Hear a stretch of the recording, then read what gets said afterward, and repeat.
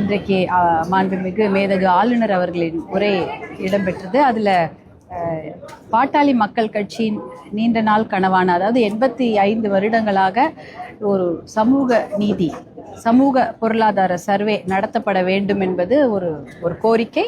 பாட்டாளி மக்கள் கட்சியின் கொள்கையும் கோட்பாடும் அதுதான். சாதிவாரி கணக்கெடுப்பு என்ற பெயரிலும் சமூக நீதி கணக்கெடுப்பு, சமூக பொருளாதார கணக்கெடுப்பு கண்டிப்பாக தமிழ்நாடு அரசு எடுக்க வேண்டும் என்ற ஒரு கோரிக்கையை வலியுறுத்தி எத்தனையோ வருடங்களாக போராட்டங்கள், நிறைய கோரிக்கைகள்லாம் வைத்திருக்கிறோம். கடந்த 10 நாட்களுக்கு முன்பு கூட சென்னையில் அனைத்து கட்சி கூட்டம் ஒன்று நடைபெற்றது. பாட்டாளி மக்கள் கட்சியின் தலைவர் மருத்துவர் அன்புமணி ராமதாஸ் அவர்கள் தலைமையில் நடைபெற்றது. அந்த கூட்டத்தில் கிட்டத்தட்ட தமிழ்நாட்டில் உள்ள அனைத்து கட்சிகளும் அவர்களுடைய ஆதரவை எழுத்து மூலமாகவும் பங்கெடுப்பதன் மூலமாகவும் ஆளுங்கட்சியும் ஆதரவு தெரிவித்திருந்தார்கள். எல்லாருமே தொலைபேசி வாயிலாகவும் ஆதரவு தெரிவித்திருந்தார்கள். அப்படிப்பட்ட அந்த நிலையில் இன்று ஆளுநர் அவர்கள், மேதகு ஆளுநர் அவர்களின் உரையில் சாதிவாரி கணக்கெடுப்பு, சமூக பொருளாதார கணக்கெடுப்பு தமிழ்நாட்டில் நடத்தப்படும் என்ற ஒரு அறிவிப்பு வெளிவந்திருப்பது எங்களுக்கு மிகுந்த மகிழ்ச்சியை தருகிறது. இதற்காக தமிழக அரசுக்கும் மாண்புமிகு முதலமைச்சர் அவர்களுக்கும் பாட்டாளி மக்கள் கட்சி சார்பாக எங்களுடைய நன்றியையும் மகிழ்ச்சியும் வரவேற்பையும் தெரிவித்துக் கொள்கிறோம். ஒன்றிய அரசு நடத்துறது மேக்ரோ சர்வே, அதாவது தலை கணக்கெடுப்பு, சென்சஸ், பாப்புலேஷன் சென்சஸ்னா எத்தனை பேர் இருக்கிறாங்க, எந்த ஊரில் எவ்வளோ பேர் இருக்கிறாங்க என்ற சர்வேவும் ஒரு மேக்ரோ சர்வேவாக தான் இருக்கும். அவர்களுடைய மதமோ அவர்கள் சார்ந்த சமூகம் அப்படிதான் இருக்கும். ஆனால் ஒவ்வொரு மாநிலம் நடத்தும் பொழுது குறிப்பாக இன்னும் நிறைய மைக்ரோ சர்வே அப்படின்றது நிறைய கேள்விகள் இருக்கும்.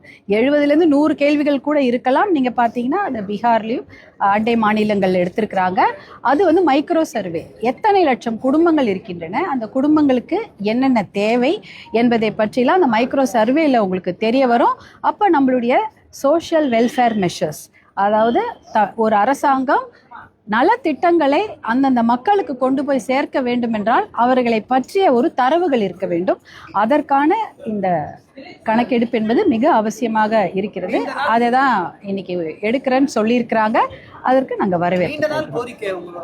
தலைவர் போராட்டம்லாம் அதுக்கெல்லாம் நடத்திருக்கீங்க. இன்னைக்கு இந்த அறிவிப்பை எப்போதுக்குள்ள செயல்படுத்தப்படும்ன்ற கால வரையறை அடுத்த மானிய கோரிக்கையில் எதிர்பார்க்குறீங்களா? கண்டிப்பாக. எப்படின்னா 2027 மத்திய அரசாங்கம் சர்வே நடத்தப்படும்னு சொல்லியிருக்கிறாங்க. அதை ஒட்டியோ இல்லை அதை முடித்து இந்த சாதிவாரி கணக்கெடுப்பு நடத்தப்படும்னு தமிழக அரசாங்கம் உறுதியை சொல்லியிருக்கிறாங்க. அது முதற்கண் அதற்கு நாங்கள் வரவேற்பை தெரிவித்துக் கொள்கிறோம். இருந்தாலும் சில உச்ச நீதிமன்றத்தில் வழக்கு ஒன்றெல்லாம் இருக்கிறது. அந்த வழக்கு மூலம் இந்த 69% இடஒதுக்கீடை பாதுகாக்க வேண்டும் என்றால் இதுக்கு இந்த சர்வே இன்னும் கொஞ்சம் சீக்கிரமாகவே நடத்தப்பட வேண்டும். அதற்கான முயற்சிகளையும் பாட்டாளி மக்கள் கட்சி தொடர்ந்து எடுக்கும். சட்டம் ஒழுங்கு சரியில்லை, பெண்களுக்கு கூட்டங்கள் அதிகரிச்சுன்னு சொல்ற நேரத்தில் இப்போ ஆளுநர் உரையில் தொடர்பு எதுவுமே இல்லைன்னு ஆளுநர் உரையில் சிங்கப்பெண் படைக்கு நிறைய பர்சனல் விமன் போலீஸ் பர்சனல் எடுக்கப்படுவதாகவும் டெக்னிக்கல் சர்வேலன்ஸை அதிகப்படுத்துவதாகவும் சொல்லியிருக்கிறாங்க. இன்னும் நிறைய திட்டங்களை கொண்டு வர வேண்டும். பாட்டாளி மக்கள் கட்சியின் நிலைப்பாடு என்னன்னா, தனியாகவே அதுக்கு ஒரு டிஜிபியை அவர் தலைமையில் ஒரு குழு போட்டு இந்த பெண்கள் பாதுகாப்புக்கு முக்கியத்துவம் தரப்பட வேண்டும் என்பது எங்களுடைய கோரிக்கை. அதை விட குறிப்பாக என்னன்னா, இந்த மாதிரி பெண்கள் பாதுகாப்புக்கு அச்சுறுத்தலாக இருக்கக்கூடிய மது பழக்கம், போதை பழக்கத்தை தமிழ்நாட்டை விட்டு ஒழிக்க வேண்டும். அதற்கு மிக கடுமையான நடவடிக்கைகள் எடுக்கப்பட வேண்டும். அதே போல அதை விட அதிகமாக ஒரு விஷயம் என்னன்னா, இந்த தவறு செய்பவர்கள் யார் என்பதை நம்ம எல்லாருக்கும் தெரியுது. இன்னைக்கு இந்த ஃபாரன்சிக் அப்படின்றது ஒரு மிகப்பெரிய ஒரு டெக்னிக்கல் எக்ஸ்பர்டீஸ் இருக்கு நம்ம கிட்ட. யார் தவறு செய்கிறார்கள் என்பது உடனடியாக தெரிந்து விடுகிறது. அதை 5 வருஷம் இல்லை 3 வருஷம்ன்ற கேஸ் எல்லாம் இழுக்காம உடனடியாக போக்சோ கோர்ட்டுகளையும் மகளிர் சிறப்பு நீதிமன்றங்களையெல்லாம் அதிகப்படுத்தி அந்த கேஸுகளை கிட்டத்தட்ட எத்தனையோ 7000 வழக்குகள் இருக்கு. அதில் பாதி வழக்குகளை எடுக்கவே இல்லை, அதாவது விவாத பொருளாவே எடுக்க முடியல. அதனால போக்சோ நீதிமன்றங்களை எல்லாம் அதிகப்படுத்த வேண்டும். அதே சமயம் போலீஸ் பர்சனலை அதிகப்படுத்தி பெண்கள் பாதுகாப்பை உறுதி செய்யப்பட வேண்டும். குறிப்பாக உயிர் பயத்தை கொடுக்க வேண்டும். அப்படி கொடுத்தாதான் இந்த தவறு செய்பவர்களுக்கு மிகப்பெரிய தண்டனை வழங்கப்பட வேண்டும். கொஞ்ச நாள் ஒரு 10 வருஷம் கேஸ் இழுக்கக்கூடாது.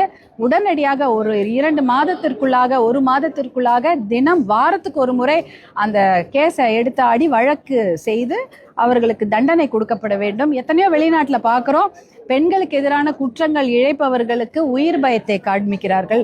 அந்த பயத்தை அவங்க கொடுக்கணும். மரண தண்டனை கொடுத்தாதான் இவங்க அடுத்த முறை எந்த ஒரு பெண் குழந்தைகள் மேலோ பெண்கள் மேலோ பாலியல் அத்துமீறல் நடத்துவதற்கு துணிய மாட்டார்கள். அதனால அந்த மரண தண்டனையை கொடுக்க வேண்டும் என்பதுதான் எங்களுடைய இது பண்றது.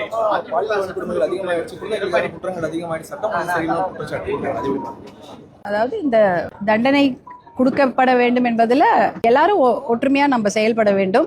சீக்கிரமாக தவறு இழைப்பவர்களுக்கு தண்டனை கொடுக்க வேண்டும். அதை நம்ம உறுதி செய்ய வேண்டும். அதிமுக சட்டமன்ற குழு தலைவர் எடப்பாடி பழனிசாமி பேசும்போது 2021 அதிமுக பாமக கூட்டணியில் இருக்கும்போது தான் சிவி சண்முகம் தோத்தாரு. பாமகனால 30 எம்எல்ஏக்கள் வந்து வெற்றி பெற்ற பாமக பிச்சை அப்படின்னு சொல்லி பேசுறாரு. 2021 ஏன் அந்த மாதிரி அவர் ஜெயிக்கல அப்படின்னு விமர்சனம் பண்ணிக்காரு. இது அதிமுக பாமக கூட்டணியில குழப்பத்தை ஏற்படுத்தும் வகையில் பேசுறாரு. உட்கட்சி பிரச்சனை பத்தி நாங்க எதுவும் இப்ப பேச முடியல. நன்றி.